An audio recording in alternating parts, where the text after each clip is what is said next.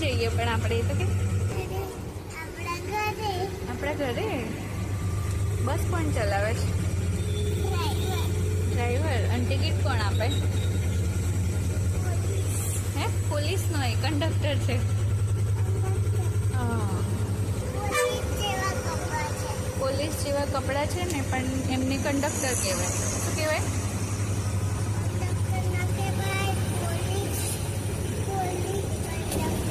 Police conductor ના conductor કહેવાય. Police અલગ હોય ને.